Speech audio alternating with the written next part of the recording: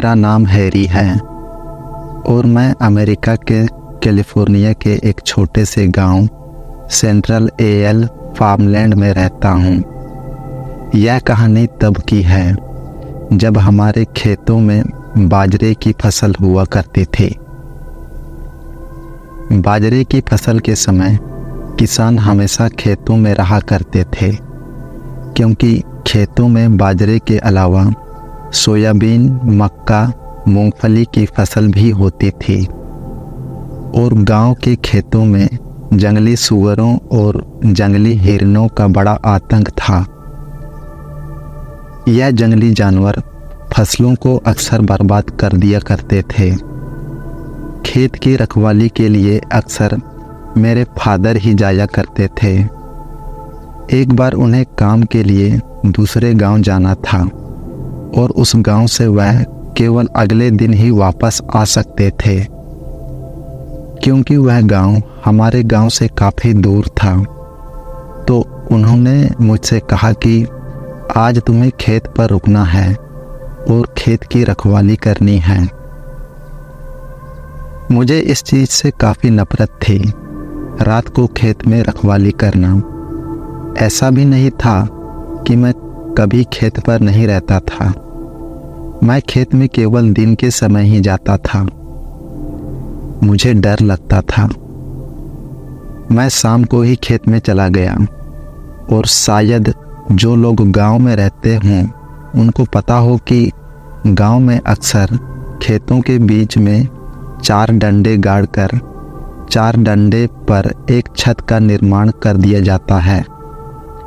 हमारे यहाँ इसे डोम कहते हैं, जिन पर से आप पूरे खेत पर नज़र रख सकते हैं और उस पर आराम कर सकते हैं। वैसे तो गांव के लोग भी खेतों में रात में रखवाली का काम करते हैं, पर हमारा खेत गांव से थोड़ा दूर था। हमारा खेत काफ़ी बड़ा था, जिस कारण खेतों के बीच में होने पर भी खेत से बाहर निकलने में 10 मिनट लग जाते थे। हमारे खेत के आसपास बहुत सारे वेस्टर्न जूनिपर और लिम्बर पाइन के पेड़ लगे थे। रात के समय जब तेज हवाएं चलती और चांद की रोशनी होने पर वह पेड़ मानो ऐसे लगते जैसे कि कोई बड़ा सा राक्षस नींद से उठ खड़ा हुआ हो। मेरे खेत का कुआं उन्हीं पेड़ों के पास में था, जिस कारण से मुझे और अधिक डर लग रहा था। सो मैंने रात होने से पहले ही पीने का पानी भर लिया। मैंने अपने पास एक बड़ा सा लकड़ी का डंडा रख लिया ताकि मैं सेफ फील कर सकूं। रात का समय हो गया था। उस दिन आसमान साफ था। चांद की रोशनी से आसपास देखा जा सकता था।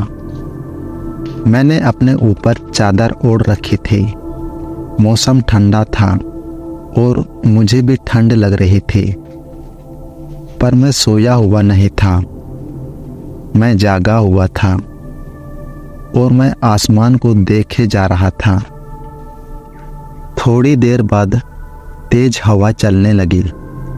आसपास के बड़े बड़े लिम्बर पाइन के पेड़ हवा की वजह से आवाज़ें कर रहे थे। वो पेड़ चांद की रोशनी में ऐसा इमेज बना रहे थे जैसे कि कोई बड़ा सा राक्षस जिसकी तोंद बाहर निकली हुई हो और जिसके पास एक बड़ा सा कांटेदार भाला हो, और वह कोशिश करने के बावजूद मेरी ओर ना बढ़ पा रहा हो। मैं बस यही सब इमेजिन करके अपना समय गुजार रहा था। मुझे हल्का हल्का डर भी लग रहा था, पर इतना भी नहीं कि मैं डर के मारे अपने घर भाग जाऊं। बाजरे की फसल इतनी बड़ी थी कि खेत के अंदर होने पर बाहर देख पाना पॉसिबल नहीं था। मैं खड़ा हुआ और खेत के बीचों बीच बने अपने डोम से पूरे खेत को देखने लगा। सब तरफ बिल्कुल शांति सी थी। आसपास कोई नहीं था, सिवाय कुछ झिंगुरों और चूहों की आवाज आ रही थी। वैसे तो मैंने कभी भी झिंगुरों पर गौर नहीं किया, पर आज पता नहीं क्यों मैं रह रहकर उनकी आवाज़ें सुन रहा था। उन आवाज़ों में एक अजीब सा डर था। थोड़ी देर बाद मैं सोने के लिए जाने लगा, पर जैसे ही मैं सोने गया मुझे थोड़ी दूर बाजरे के खेत में से हिलने की आवाज़ सुनाई देने लगी। मैंने अपना डंडा उठाया और डोम से नीचे उतरकर उस ओर जाने लगा। मुझे पता था कि यह जरूर जंगली सूअर या फिर जंगली हिरन होगा जो पास के जंगल में से यहाँ आया है। हमारा खेत जंगल से बिल्कुल बगल में था। मैं धीरे धीरे उस तरफ बढ़ने लगा जहाँ से वो आवाज़ें आ रही थी, लेकिन वहाँ पर कोई जानवर नहीं था। वहाँ पर मैंने देखा कि कई सारे बाजरे की फसल को रौंदा गया था और वह रौंदने के निशान खेतों से बाहर की ओर जा रहे थे। मैं धीरे धीरे उस ओर बढ़ता जा रहा था जिस ओर वो रौंदने के निशान जा रहे थे। धीरे धीरे मैं जंगल की ओर बढ़ रहा था, पर मुझे डर नहीं लग रहा था, बल्कि बहुत गुस्सा आ रहा था, क्योंकि उस जानवर की वजह से हमारे खेत का काफ़ी नुकसान हो चुका था। मैं अपने खेत से बाहर निकल चुका था। अब मैं जंगल की सीमा पर था। मैं जंगल की सीमा पर खड़ा था, जहाँ से आगे काफ़ी बड़ा और घना जंगल था और मेरे पीछे मेरा खेत और मेरा गांव था। मुझे समझ नहीं आ रहा था कि क्यों मैं यहाँ खड़ा हूँ। मुझे वापस अपने खेत में लौट जाना चाहिए, पर एक अजीब सी एनर्जी मुझे उस जंगल की ओर बुला रही थी। मैं धीरे धीरे उस जंगल की ओर बढ़ता चला गया। मेरे पैर अपने आप चले जा रहे थे। मेरा खुद पर कोई कंट्रोल नहीं था, पर धीरे धीरे मैंने अपने आप को काबू पाया। मैंने उन निशानों का पीछा किया। एकदम से मेरी सांसें थम सी गई। मैंने देखा कि सामने से थोड़ी दूर पर एक मरा हुआ हिरन पड़ा था, जिसके पास में एक लंबा और पतला सा कोई तो बैठा हुआ था, जो उस हिरन को पकड़े हुए था। वहाँ कोई आदमी उस हिरन को फाड़ रहा था अपने नाखूनों से। उसने अब उस हिरन को खाना शुरू कर दिया। 2-3 सेकंड तक तो मुझे विश्वास ही नहीं हुआ कि क्या हो रहा है। कहीं मैं सपना तो नहीं देख रहा हूँ। पर यह कोई सपना नहीं था। जो मेरे सामने था वो एकदम रियल था। मैं अपने कदम पीछे बढ़ाने लगा। मैं हर कदम फूंक फूंक कर चल रहा था। मैं उसे पता नहीं लगने देना चाहता था कि मैं यहाँ हूँ। वह अभी भी उस हिरन को खाने में बिजी था। पीछे बढ़ते हुए मैं सडनली नीचे गिर गया और एक आवाज़ हुई, जिसे सुनकर वह आदमी उठ खड़ा हुआ। उसके हाथ में हिरन का सिर था और वह इधर उधर देखने लगा। तब तक मैं भी एक पेड़ के पीछे छिप गया। मेरी सांस फूल रही थी, पर मैंने अपने मुंह पर अपना हाथ रख रखा था। मैं धीरे धीरे वहां से जाने लगा और वह मुझे देख चुका था। वह मुझसे बहुत ज़्यादा लंबा था और उसकी आंखें लाल थे। लग रहा था जैसे वह मुझे अपने वश में कर रहा था, पर मैंने खुद पर काबू पाया। वो जो भी था एक लंबा बड़े बड़े सींग वाला डेविल था। वह मेरी ओर ही आने लगा। मैं भी अब पूरी रफ्तार से वहां से भागा, पर मैं जंगल के बहुत अंदर था। चांद की रोशनी में मुझे थोड़ा रास्ता दिख रहा था। वो जोर से गुर्राने लगा। उसकी गुर्राहट ने पूरे जंगल को हिलाकर रख दिया। वह मेरी तरफ तेजी से बढ़ रहा था, पर मेरी किस्मत अच्छी थी। मैं जंगल से बाहर आ गया, पर वह अभी भी मेरे पीछे ही था। मैं बहुत तेजी से भागा और भागते हुए 2 लोगों से टकरा गया। वो दोनों लोग मेरे अंकल ब्रायन और निकोलस थे। वह मेरे फादर के काफ़ी अच्छे दोस्त थे। उनका खेत हमारे खेत के पास ही था। उन्होंने कहा कि मेरे फादर ने मुझसे कहा था कि रात में तुझे और खेत को देख आए। तुम कहाँ से भागकर आ रहे हो? मैंने पीछे मुड़कर देखा। वहाँ कोई भी नहीं था। वह जो भी था कहीं गायब हो चुका था। मैंने उन्हें सारी बात बताई। मैंने उन्हें वह जगह भी बताई जहाँ बाजरे के रोंदे जाने के निशान थे। सुबह होने पर मैं उन्हें उस जगह ले गया जहाँ पिछली रात मैंने उस शैतान को देखा था।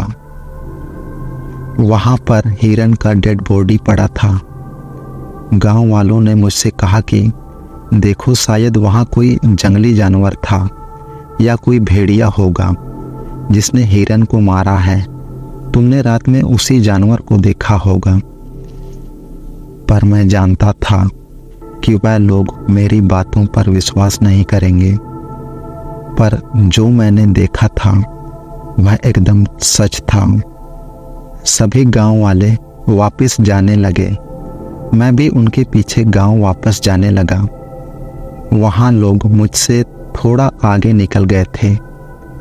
मुझे तब एक हल्का सा हवा का झोंका छू कर निकल गया। उस झोंके में मैंने उसी रात वाले डर का अनुभव किया।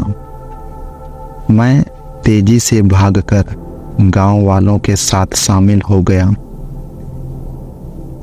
मुझे नहीं पता वो कौन था और वह कहाँ चला गया, पर वह चाहता तो मुझे बड़ी आसानी से मार सकता था या नुकसान पहुंचा सकता था, पर उसने ऐसा नहीं किया। शायद वो बस मुझे डरा के जंगल से दूर रखना चाहता था।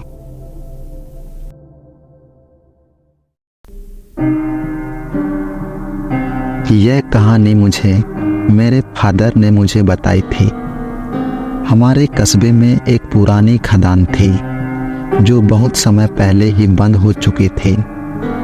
समय के साथ साथ उसमें बारिश का पानी भरता गया और वो एक अच्छे खासे लेक में बदल गई। उस समय लोगों के घरों में टॉयलेट वगैरह नहीं हुआ करते थे, तो लोग हल्के होने के लिए घर से बाहर जाते थे। मेरे डैड के फ्रेंड जो मेरे चाचा लगते थे, उनका नाम तो मैं आप लोगों को बता नहीं सकता, पर एक बार की बात है जब वो फ्रेश होने के लिए उस खदान की तरफ गए। फ्रेश होने के बाद जब वह घर वापस लौट रहे थे तो उन्होंने देखा कि उनसे थोड़ी दूरी पर सफ़ेद कपड़े पहने हुए 4 औरतें खड़ी थीं। वो यह सब दूर से झोपड़ियों में छिप कर देख रहे थे। सभी औरतें कभी इधर चलती तो कभी उधर चलती।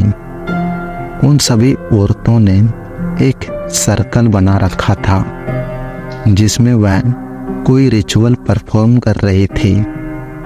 थोड़ी देर बाद वह सब औरतें रुकी और एकदम से मेरे चाचा जहाँ छुपे हुए थे उस ओर देखने लगे। अब मेरे चाचा काफी घबरा गए। थोड़ी देर बाद वह सभी औरतें एक ओर देखने लगी। मेरे चाचा भी उसी ओर देखने लगे और जो देखा उससे तो उनके होश ही उड़ गए। उन्होंने देखा कि सफेद कपड़े पहनी हुई एक औरत पानी पर चल रही है और उसी सर्कल की ओर बढ़ रही है। धीरे धीरे वहां 10 से ज़्यादा औरतें आकर खड़ी हो गई और मेरे चाचा की ओर बढ़ने लगी। अब चाचा समझ गए थे कि यहाँ से भागना ही समझदारी है। वह उस जगह से भागने लगे।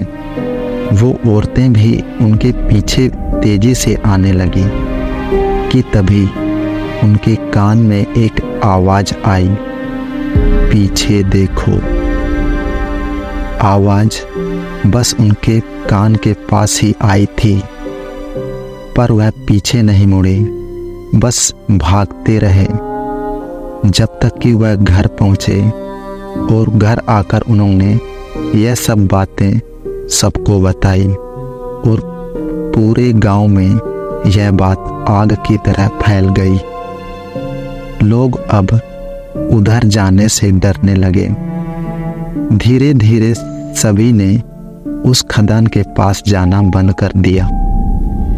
अब उस तरफ कोई भी नहीं जाता। पर अब भी कुछ लोगों से उन औरतों को देखने की बात सुनने को मिलती है। उस घटना के बाद चाचा की 6 महीने बाद डेड हो गई।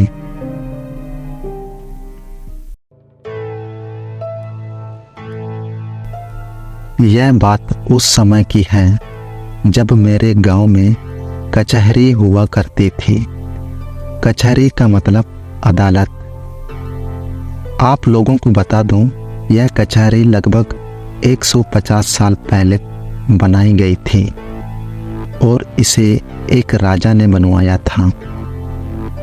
इस कचहरी में कई सारे तहखाने जिनका निर्माण राजा के द्वारा किया गया था।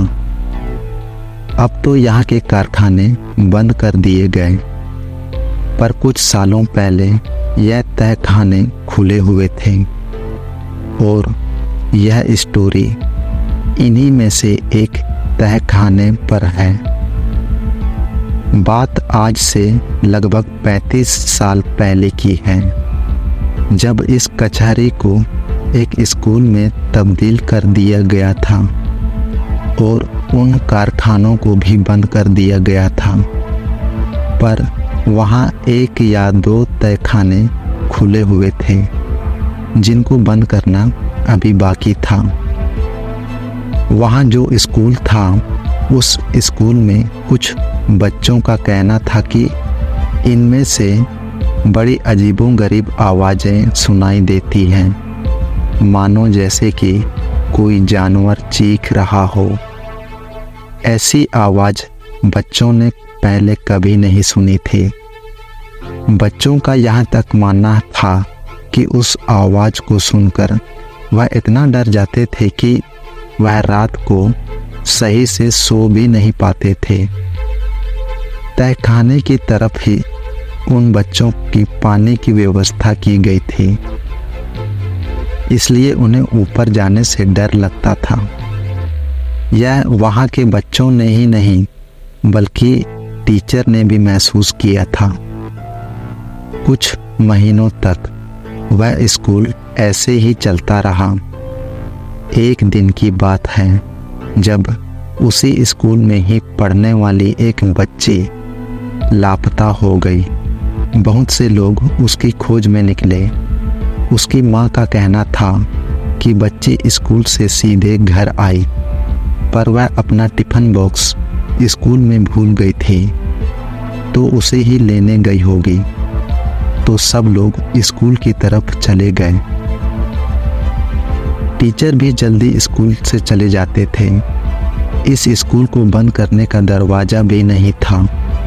शायद बच्ची स्कूल के अंदर चली गई होगी। यही सोचकर सब लोग स्कूल की तरफ दौड़ पड़े, पर वहाँ कोई नहीं था। पूरा स्कूल उस समय सुनसान था। वहाँ सीढ़ियों पर थोड़ा सा खून और तहखाने की तरफ घसीटने के निशान मिले थे।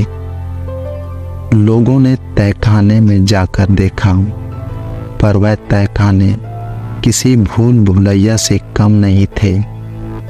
वहाँ उन्हें कुछ नहीं मिला। उस बच्ची का भी कुछ भी पता नहीं चला। कुछ लोगों का मानना है कि जब बच्ची स्कूल में गई होगी तो उसी क्लास में जाने वाली सीढ़ियों से उस तहखाने के भूत ने उसे पकड़ लिया होगा और उसे अपने साथ घसीटते हुए तहखाने में ले गया। पर यह कोई नहीं जानता कि उस लड़की के साथ क्या हुआ। कुछ दिनों बाद वो स्कूल भी बंद कर दिया गया। आज तक कोई नहीं जानता कि उस तहखाने के अंदर क्या था और वो घसीटने के निशान कैसे थे।